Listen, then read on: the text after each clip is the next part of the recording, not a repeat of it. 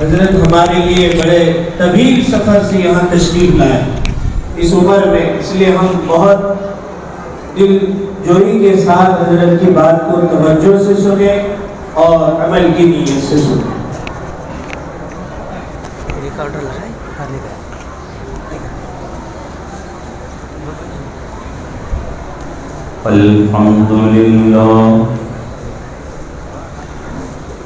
الحمد لله وكفى وسلام على عباده الذين اصطفى خصوصا على أفضلهم وخاتم النبيين محمد الأمين وعلى آله وصحبه أجمعين۔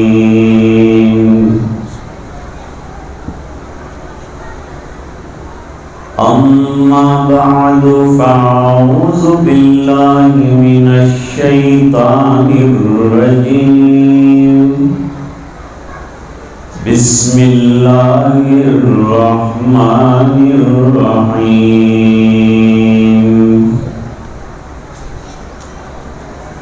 بل هو قرآن مجيد في لوح محفوظ۔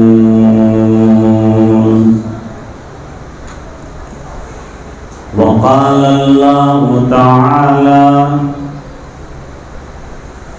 وَلَقَدْ آتَيْنَاكَ سَبْعًا مِّنَ الْمَثَانِي وَالْقُرْآنَ الْعَظِيمِ۔ صدق اللہ العظیم۔ اللہم صل علی سیدنا محمد وعلى آل سيدنا محمد وبارك وسلم۔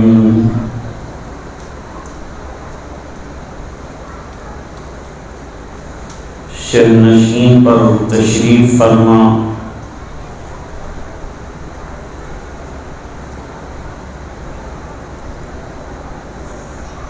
اور میرے دائیں ہاتھ پر جلوہ افروز حضرات علماء عظام،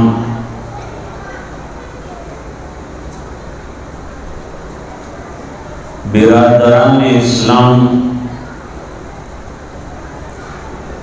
بزرگوں، دینی بھائیوں،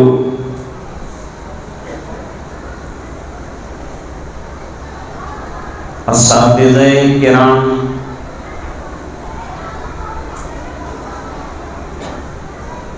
طلباء، طالبات،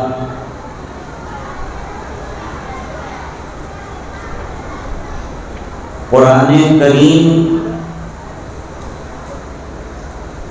مینار نور ہے۔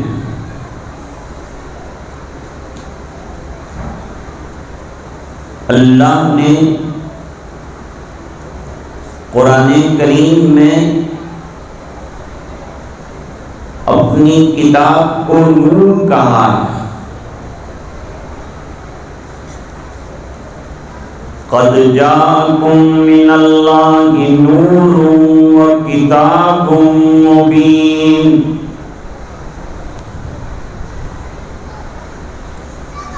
تمہاری طرف نور آیا، یعنی قرآن کریم آیا، کتاب مبین کے معنی روشن کتاب آئی، دنیا انسانیت کے نام آخری پیغام آیا، زندہ کتاب آئی۔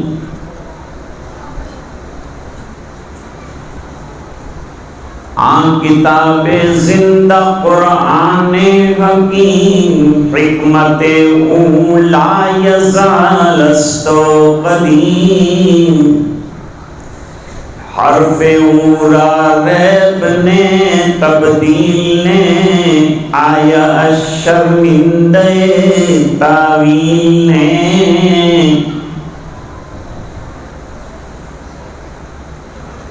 ہدایت نامہ اور قرآن کریم اصل میں بہت بڑی نعمت،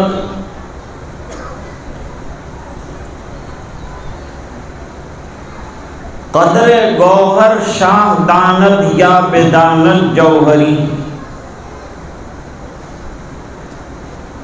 ہیرے کی قدر یا تو جوہری جانتا ہے یا سلاطین اور بادشاہ جانتے ہیں۔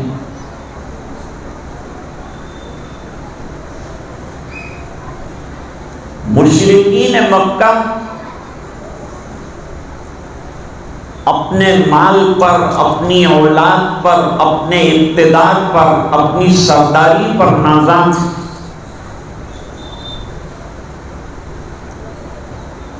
اور مسلمانوں کو طعنہ دیتے رہتے کہ تم سب غریب ہو۔ ایک طرف حضرت بلال رضی اللہ تعالیٰ عنہ ہیں، دوسری طرف سہیب رومی ہیں، خباب ابن عرب ہیں، حضرت سمیہ ہیں، عمار ابن یاسر ہیں۔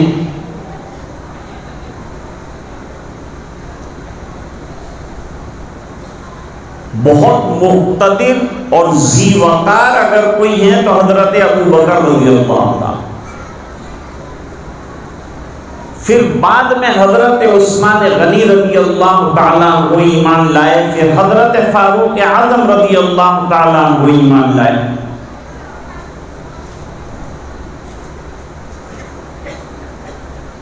اس سے پہلے تک یہ مٹھی بھر مسلمان بہت کمزور تھے اور ان کو کمزوری کا طعنہ دیا جاتا تھا کہ ہمارے پاس سب ہے، تمہارے پاس کیا ہے؟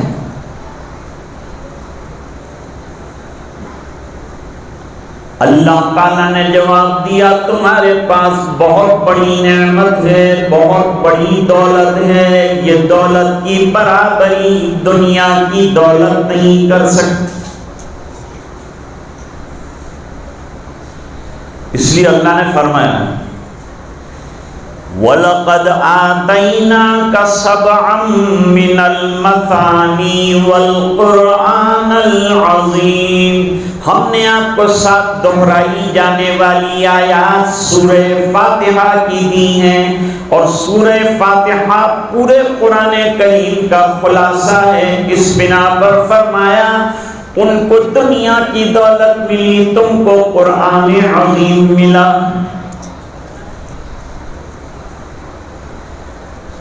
وہی قرآن کریم آج ہمارے پاس ہے، لیکن ہم بے رخی سے کام لے رہے ہیں۔ آئینہ ہے لیکن الٹا کر کے دیکھ رہے ہیں۔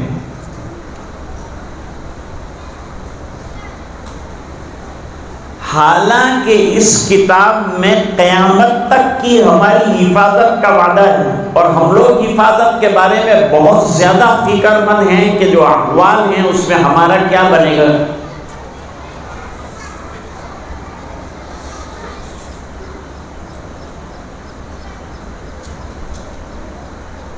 صحابہ کرام کی بزرگی کا انتخاب قرآن کریم کی بنیاد پر ہوتا ہے۔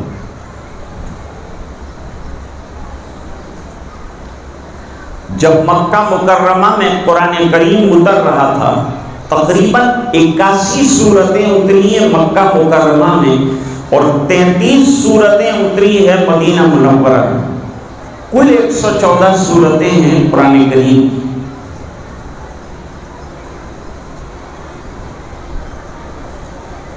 جو مکی سورتیں ہیں اس میں عربی فصاحت بلاغت کی شان بہت زیادہ ہے، چونکہ وہ ایسے لوگوں کے سامنے پیش کیا جا رہا تھا جن کو بلاغت کا بڑا غلغلہ،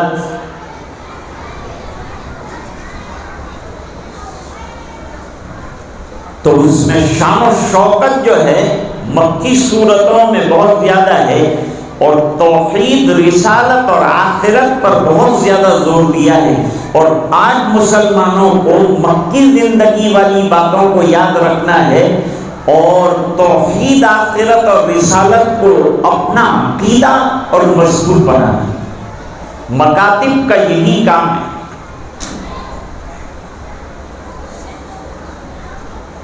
مکاتب میں ابتدائی چیزیں جہاں پڑھائی جاتی ہیں وہاں عقائد پر بڑی بحث کی جاتی ہے. ویشی زیور میں تقریباً 50 عقیدے بیان ہوئے ہیں اور وہ 50 عقیدوں کو 7 عقیدوں کے اندر سمیٹا ہے، جس کو ایمان مفصل کہتے ہیں. اور وہ ہمارے بچے بچیوں کو پڑھایا جاتا ہے ایمان مفصل. آج ہماری بچیاں غیروں کے ساتھ چلی جا رہی ہیں کیونکہ ان کا عقیدہ کمزور ہو گیا. گھروں میں جو ماحول ہونا چاہیے دین کا اور توحید کا، آخرت کا، فکر آخرت کا جو ماحول ہونا چاہیے وہ گھر میں نہیں ملتا. گھر میں بھی مادیت، باہر بھی مادیت، تو بچی کائی کی کہاں بچہ جائے گا کہاں، اس پر وہ اثر غالب ہوگا. اس لیے مدارس میں اب طلباء کی تعداد کم ہونے لگی کیونکہ مادیت پر زیادہ غور کرتے ہیں اور روحانیت کو چھوڑ دیا ہے.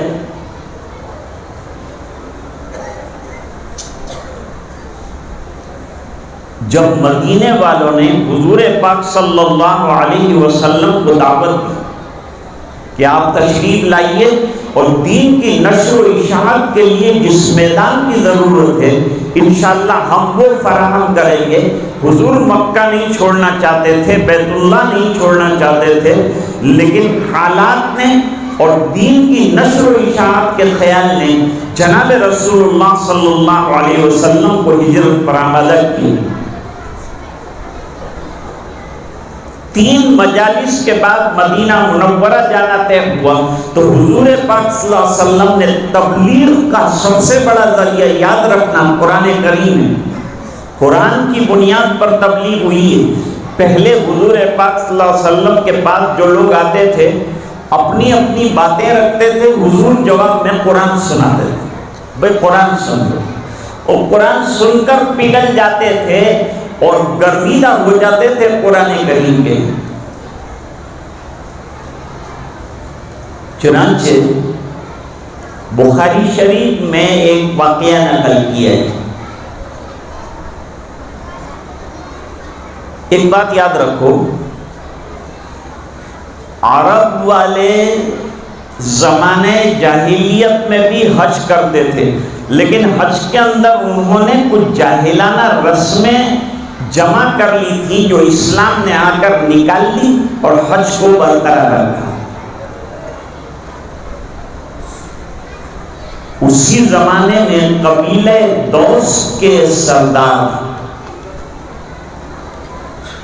طفیل ابن عمرو دوسی، ابھی رضی اللہ تعالیٰ عنہ نہیں بول رہا ہوں اس بنا پر کہ ابھی ایمان نہیں قبول کیا، جب آئے ہیں تو حج کے لیے آئے. قبیلہ دوس بڑا خاندان ہے، جیسے قبیلہ بنو حنیفہ بڑا خاندان ہے، بنو کلب بڑا خاندان ہے. اس کے افراد زیادہ ہیں، ان کے پاس سامان بھی زیادہ، بکریاں بھی زیادہ.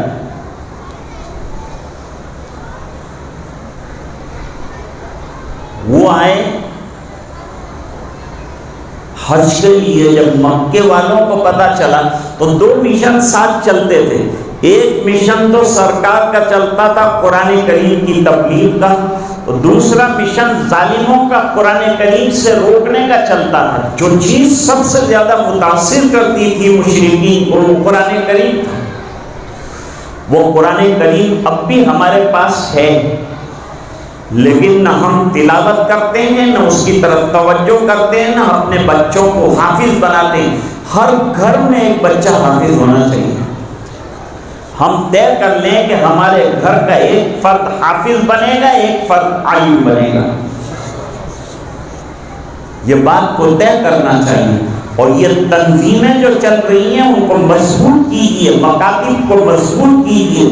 یہ ہماری حفاظت کے قلعے ہیں. انہی کے ذریعے سے ہماری آنے والی نسلوں کے عقیدوں کی اور ایمان کی حفاظت ہوگی اور دشمن اسی میں شکست کھائیں گے. یہ بات حضرت شیخ الہند رحمت اللہ علیہ نے مالٹا میں سوچی.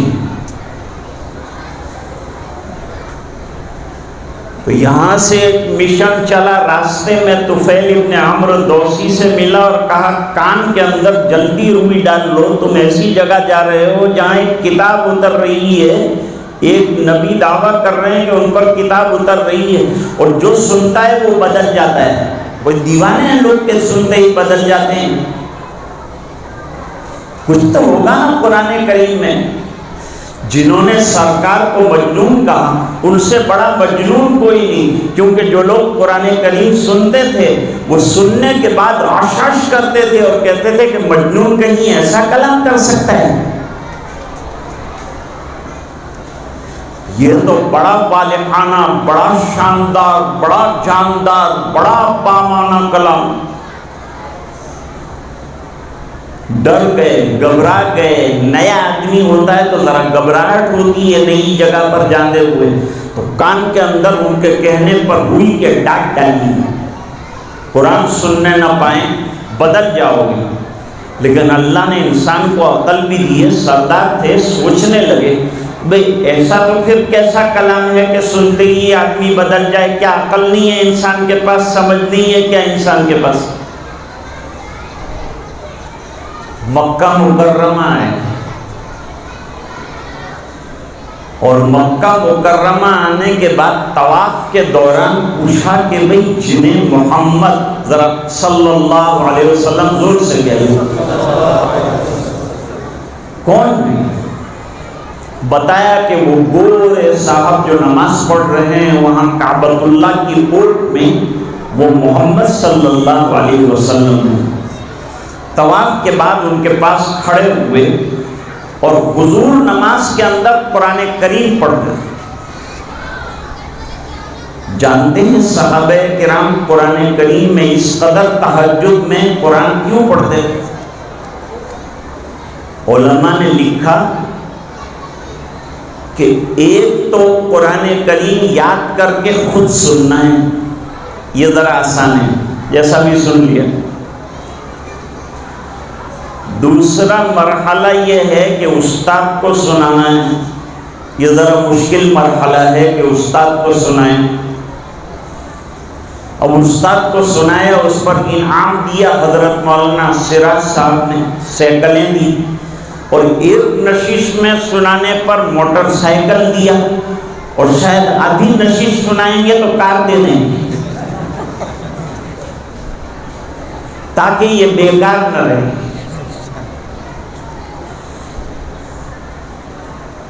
بہرحال یہ قرآن ہے ہی بڑا عظیم، اس کی کیا عظمت بیان کی جائے. حضرت حکیم الاسلام قاری محمد طیب صاحب رحمۃ اللہ تعالی علیہ فرمایا کرتے تھے، ہمارے حضرت قاضی صاحب، حضرت قاری طیب صاحب رحمۃ اللہ علیہ کے خادموں میں رہے ہیں اور ان کے مہمانوں کو کھلانے والوں میں رہے ہیں. بڑا شرف ان کو حاصل رہا، بڑی سعادت ان کو حاصل رہی. تو حضرت یوں فرمایا کرتے تھے کہ اللہ تعالیٰ نے قرآن کریم جو ہمارا اصول ہے، دستور ہے، کانسٹیٹیوشن ہے، اس کی حفاظت کا وعدہ کیا ہے. جب ظاہری بات ہے کہ کانسٹیٹیوشن کسی کے پاس محفوظ ہوگا تو وہ لوگ بھی محفوظ ہو جائیں گے، ان کی بھی حفاظت کی جائے گی. جیسے ہم چھت کے نیچے بیٹھے ہیں تو گرمی سے بچ گئے، جو قرآن کی چھت کے نیچے آ جائے گا دنیا کے حالات سے بچ جائے گا. اللہ نے فرمایا اِنَّا نَحْنُ نَزَّلْنَا الذِّكْرَ وَإِنَّا لَهُ لَحَافِظُونَ. طفیل ابن عمرو دوسی نے قرآن کریم سننا شروع کیا. اب ایک بات اور سمجھ لیجئے کہ جتنے نبی دنیا میں آتے ہیں حسین بھی ہوتے ہیں اور ان کی آوازیں بھی نہایت حسین ہوتی ہیں. حضرت داؤد علیہ السلام کو بہترین آواز ملی، نبی کریم صلی اللہ علیہ وسلم کو بہترین آواز ملی۔ معمولی قاری پڑھتا ہے تو ہمارا دل مچل جاتا ہے، تو جس پر قرآن کریم اتر رہا ہوگا وہ بیت اللہ میں پڑھ رہا ہوگا کلام اللہ، تو کیا عالم ہوتا ہوگا۔ اب کان سے روئی نکالی اور سننا شروع کیا۔ پروپیگنڈا تو کیا کیا تھا، روئی مت نکالنا لیکن روئی نکالی۔ اسلام کے خلاف، قرآن کے خلاف، دین کے خلاف کتنا بھی پروپیگنڈا ہو جائے، لیکن اس دین کی حفاظت کا وعدہ اللہ تعالیٰ نے فرمایا ہے، تو یہ اللہ ہی اس کی حفاظت کریں گے۔ اگر ہم دین پر چلیں گے تو اللہ تعالیٰ ہماری حفاظت فرمائیں گے، ہم نہیں چلیں گے تو اللہ تعالیٰ فرماتے ہیں وَإِن تَتَوَلَّوْا يَسْتَبْدِلْ قَوْمًا غَيْرَكُمْ ثُمَّ لَا يَكُونُوا أَمْثَالَكُمْ۔ تم اگر نہ چلو گے تو تمہیں ہٹا دیا جائے گا، نئی قومیں پیدا کی جائیں گی، وہ دین پر چلنے والی ہوگی، دین کا کام کرنے والی ہوگی۔ کام اللہ جس سے بھی چاہیں گے لے لیں گے۔ اللہ تعالیٰ کی ذات بے نیاز ہے اور اس کا دین بھی بے نیاز ہے۔ ہمیں محتاج بن کے چلنا ہے، تڑپنا ہے تو اللہ تڑپنے والوں کو، طلب کرنے والوں کو، مچلنے والوں کو، رات کو رونے والوں کو دیتے ہیں۔ بچوں نے تہجد پڑھی، بڑے بھی تہجد پڑھنے کا ارادہ کر لیں کہ ہم بھی تہجد پڑھیں گے۔ حالات کے ختم ہونے میں تہجد کو بڑا دخل ہے۔ رات کو اٹھو اور مانگو اللہ تعالیٰ سے، یہ دنیا والے کچھ نہیں دے سکتے، دینے والی ذات اصل میں اللہ کی ذات ہے۔ تھوڑی دیر کے بعد دوسرے کان سے بھی روئی نکال دی، پوری توجہ کے ساتھ قرآن کریم سنا، والہانہ طور پر سنا، نبی سے سنا، گھر گئے، ہاتھ رکھ دیا، یوں کہا اتنا بہترین کلام، اتنا سچا کلام کبھی نہیں سنا، ایمان قبول کرنا چاہتا ہوں، حلقہ بگوش ایمان بننا چاہتا ہوں۔ کتنا پروپیگنڈا کیا تھا، سب فیل چلا گیا، اور حق تعالی شانہ نے دولت ایمان عطا فرمائی۔ اسی قرآن کریم کو سن کر حضرت حکیم الاسلام فرمایا کرتے تھے قرآن کریم انقلابی کتاب ہے، انقلاب آفرین کتاب ہے، اس کا انقلاب ہر زمانے میں جاری رہے گا، قیامت تک یہ سلسلہ جاری رہے گا۔ شام کے اندر ایک نوجوان پڑھا لکھا، اس نے تالا بندی کے زمانے میں 6 مہینے میں قرآن کریم یاد کیا اور ایک رات میں پورا قرآن کریم نماز کے اندر پڑھ لیا۔ ہمارے علاقے میں ایک گاؤں ہے کوسائی، وہاں ایک حافظ صاحب تھے، معذور تھے، تجارت کرتے تھے، مسجد میں بیٹھ کر قرآن شریف پڑھ رہے تھے، ملاقات ہوئی، میں نے پوچھا تلاوت کرتے ہیں؟ کہا جی الحمدللہ۔ میں نے کہا کتنی تلاوت کرتے ہیں؟ کہا روزانہ 24 گھنٹے میں ایک قرآن کریم ختم کرنے کا معمول ہے۔ میں نے کہا اب تک کتنے قرآن کریم ختم کیے ہوں گے؟ جواب دیا 5000 قرآن الحمدللہ ختم کر کے قبر میں گئے ہیں۔ تو انقلاب آفرین کتاب ہے، حضرت حکیم الاسلام فرماتے ہیں قرآن کریم کتنا بھی روکو لیکن سننے کے بعد آدمی روک نہیں پائے۔ ایک عجیب واقعہ سنا ہوا، قاہرہ میں اور مصر میں قرائے کرام بہت ہیں، اور ان کے یہاں کا نظام یہ ہے کہ کسی کا انتقال ہو جاتا ہے تو جیسے ہمارے یہاں تقریر ہوتی ہے، ان کے یہاں قرآن کریم کی تلاوت ہوتی ہے۔ اور تلاوت کے لیے ایک اسٹیج ہوتا ہے، پوری رات ایک قاری جاتا ہے، دوسرا آتا ہے، دوسرا جاتا ہے، تیسرا آتا ہے، پوری رات تلاوت کر کے پھر ایصال ثواب کے لیے فاتحہ خوانی کر کے فجر کے اندر ختم کر۔ اور جہاں شادی ہوتی ہے وہاں بھی تلاوت قرآن ہوتا ہے، وہاں بینڈ نہیں ہوتا، وہاں باجا نہیں ہوتا، وہاں گاجا نہیں ہوتا، وہاں باراتیں نہیں ہوتی، وہاں دن رات جو ہے شادی ہو رہی ہے تو تلاوت قرآن۔ ایک بہت بڑا مالدار تھا، اس نے قاری عبد الباسط عبد الصمد کو دعوت دے دی کہ میرے یہاں شادی ہے، آپ کو 2 گھنٹہ تلاوت کرنی۔ ہمارے یہاں تو قاری بیچارہ پانی اس کا ایسا ہے، وہ 10 منٹ میں بیچارہ تھک جاتا ہے اور لوگ 5 منٹ میں تھک۔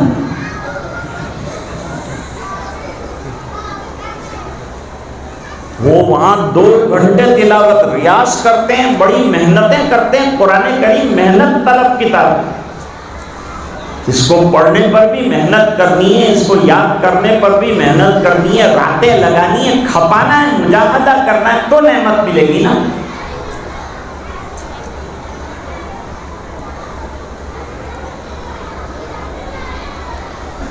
لیکن وہ مالدار نے ایک کام اور کیا کہ ام کلثوم نامی گلوکارہ تھی، اس کو بھی بلا لیا، لیکن اس کو یوں کہا کہ پہلے قرآن کریم کی تلاوت ہوگی، اس کے بعد تیرا عربی گانا چلے گا۔ وہ آئی اور آ کر کے بیٹھ گئی پردے کے اندر، پردے کا بڑا نظام ہوا۔ 1 گھنٹہ حضرت قاری عبد الباسط صاحب مرحوم نے قرات پڑھی۔ قاری عبد الباسط مرحوم کے ہاتھ پر 50 غیر مسلموں نے اسلام قبول کیا، اور کئی مرتد جو ہیں وہ دوبارہ قرآن سن کر مسلمان ہوئے، اور وہ شوق کا تو کوئی ٹھکانہ نہیں تھا، بے شمار ہوئے۔ حضرت نے بہترین قرات پڑھی، قرات پڑھنے کے بعد دعوت دی گئی ام کلثوم کو کہ اب اپنا ترانہ شروع کر دیجئے۔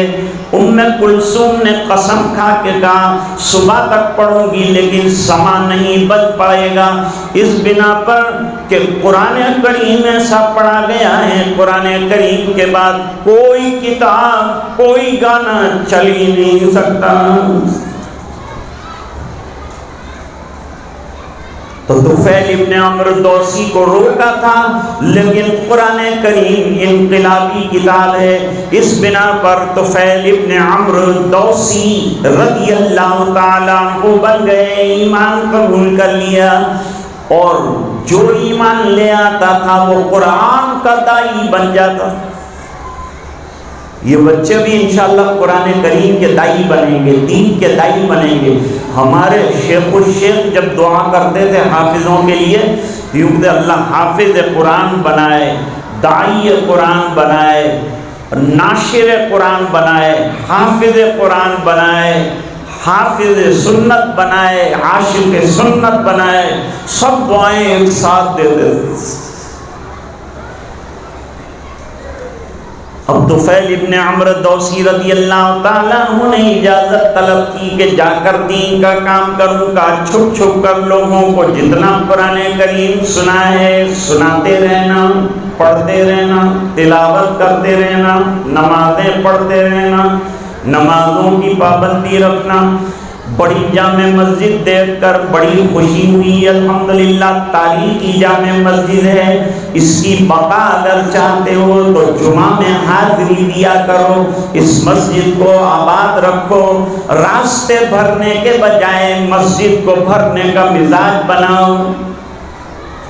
مسجدوں کو آباد کیا جائے گا، کوئی انگلی لگانے کی ہمت نہیں کرے گا۔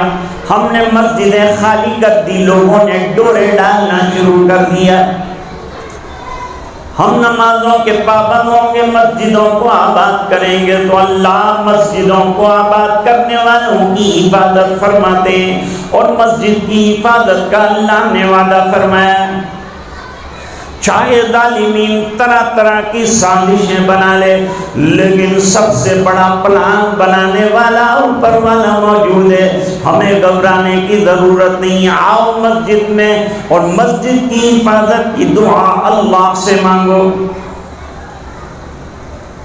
تو قرآن انقلاب آفرین کتاب ہے۔ میں کہہ رہا تھا کہ یہ تہجد جو رکھی تھی، کیوں رکھی تھی؟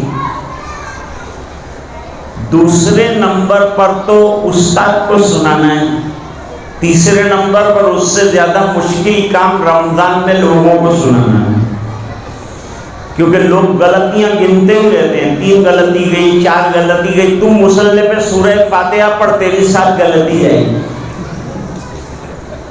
7 آیتوں میں۔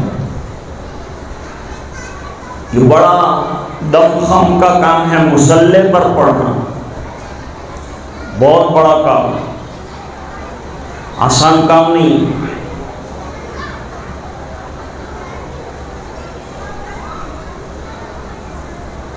یہ سب سے مشکل کام ہے۔ اس سے بڑا کام ایک اور ہے، وہ ہے اللہ کو سنانا۔ اور تہجد اس لیے رکھی گئی تھی کہ جتنا قرآن کریم اتر رہا ہے وہ تمام کے تمام اللہ کو سنانا۔ قرآن کریم پڑھنے والا خلوت میں جیسے فرمایا تہجد میں اٹھے گا، اٹھنے کے بعد قرآن کریم کی تلاوت کرے گا، گویا اللہ کو سنا رہا ہے۔ قرآن پڑھنے والا اللہ تعالیٰ کے ساتھ ہم کلام ہے، نماز پڑھنے والا اللہ تعالیٰ کے ساتھ ہم کلام ہے۔ المصلی یناجی ربہ، نماز پڑھنے والا اللہ تعالیٰ کے ساتھ سرگوشی میں مصروف ہے۔ اللہ سنیں گے نا، اللہ سے بڑھ کر سننے والا کون ہے، اور اس سے بڑھ کر طاقت والا، اور اس سے بڑھ کر عزت والا، اور اس سے بڑھ کر قدرت والا کون ہے؟ اب حضور کے اخلاق بھی ذرا ہمارے سامنے آ جائیں۔ دعوت دیتے رہے طفیل ابن عمرو دوسی جو ہیں، قرآن کریم جیسی انقلابی کتاب سے متاثر ہو کر ایمان لائے ہیں، وہاں دعوت دیتے رہے، ایمان زیادہ لوگوں نے قبول نہیں کیا۔ حضور پاک صلی اللہ علیہ وسلم کی خدمت اقدس میں حاضر ہوئے مدینہ منورہ میں، اور سنو ذرا غور سے ایک بات پہ کہ حضور بہت سمجھایا، قوم والے سمجھتے نہیں، اب آپ بد دعا فرما دیجئے۔ حضور کہاں بد دعا کرتے؟ بد دعا کرتے تو طائف والوں کے لیے کرتے، لیکن آپ نے طائف والوں کے ستانے کے باوجود بد دعا نہیں فرمائی، بلکہ دعا فرمائی، اللہم اہد قومی فإنہم لا یعلمون، اے الہ العالمین انہیں ہدایت عطا فرما، یہ حقیقت کو سمجھتے نہیں ہیں، یہ قرآن کریم کی ہدایت کو سمجھتے نہیں ہیں، انہیں سمجھا دیجئے اے اللہ۔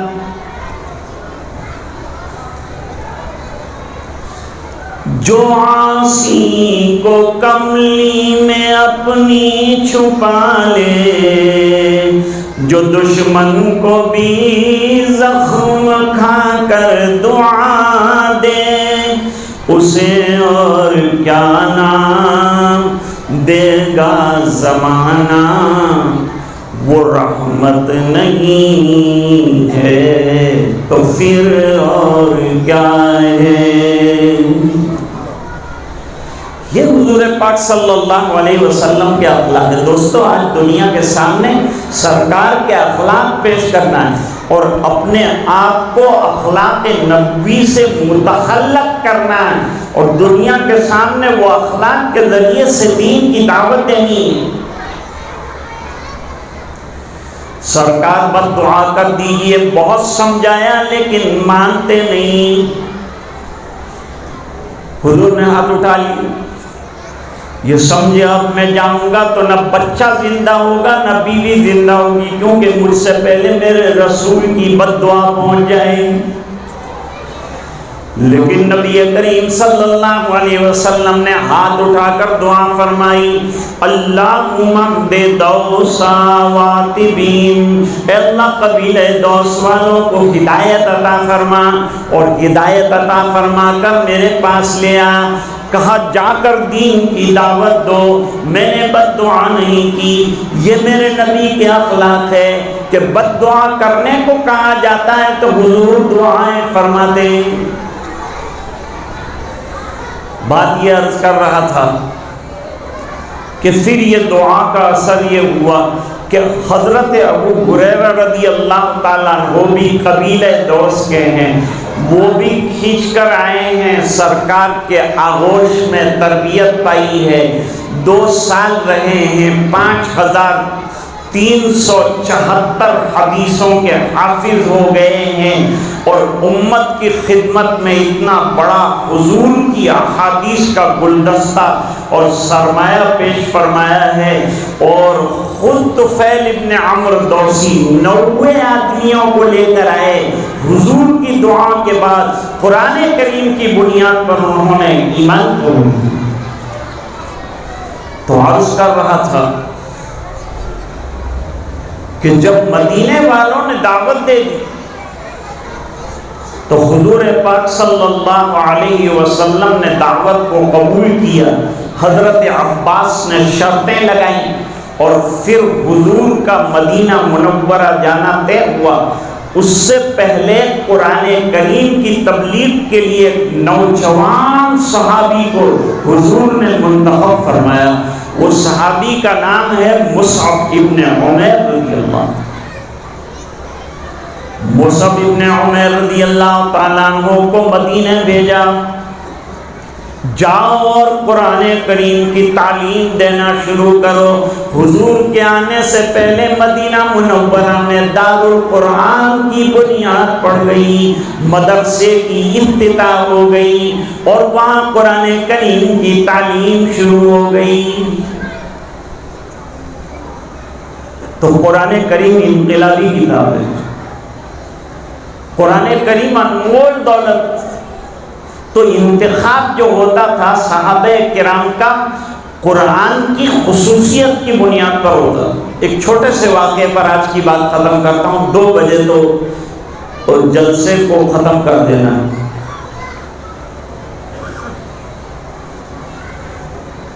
حضرت عمر رضی اللہ تعالیٰ عنہ نے ایک شورا ترتیب دی، جیسے مولانا سراج صاحب تنظیم کا جو کام کرتے ہیں وہ ٹیم ورک یعنی مشورے سے کرتے ہیں۔ یہ نہایت اچھا عمل ہے اور اس عمل سے ترقی ہوتی ہے، خیر کی شکلیں سامنے آتی ہیں، مشورے میں بھلائیاں ہیں۔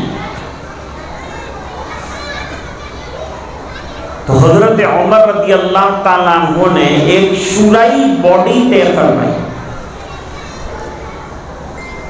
اس کے اندر بڑے بڑے صحابہ تو تھے ہی، لیکن جو وہ لوگ تھے کہ جن کو قرآن کریم کے اندر بڑی مہارت تھی ان کو شورا میں لیا تھا، قرآن کی صلاحیت دیکھ کر لیا گیا۔ اس میں 2 نوجوان صحابی تھے، ایک صحابی ہیں حر ابن قیس رضی اللہ تعالیٰ عنہ، یہ بھی قرآن کریم کے بڑے ماہر،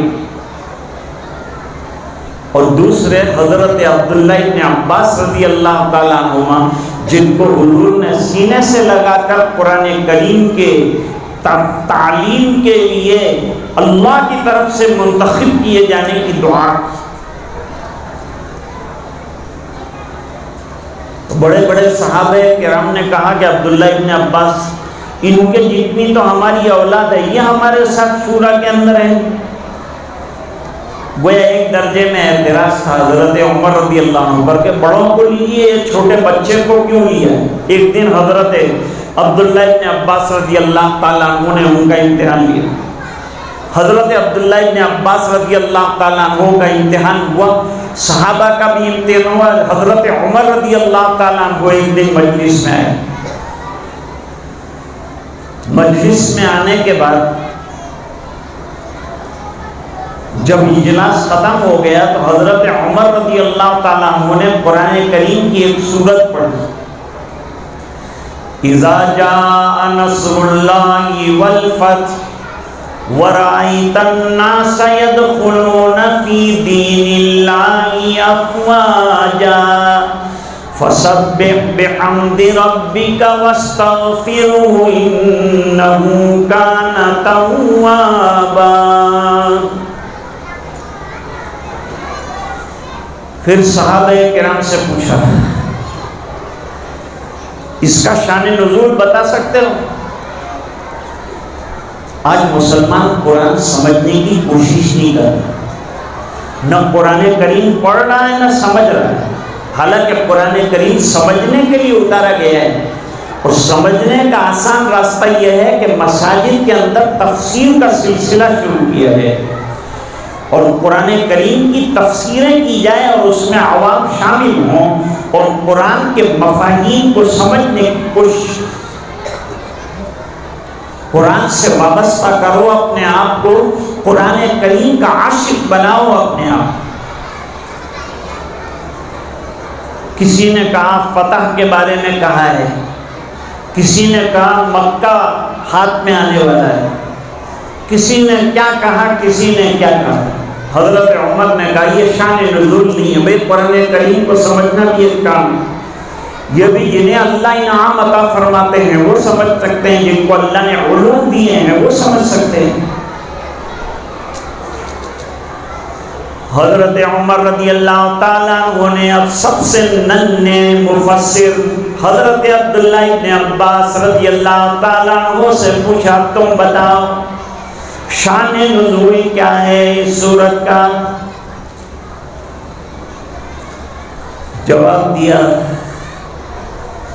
امیر المومنین اس سورت میں حضور پاک صلی اللہ علیہ وسلم کی وفات کی خبر دی گئی۔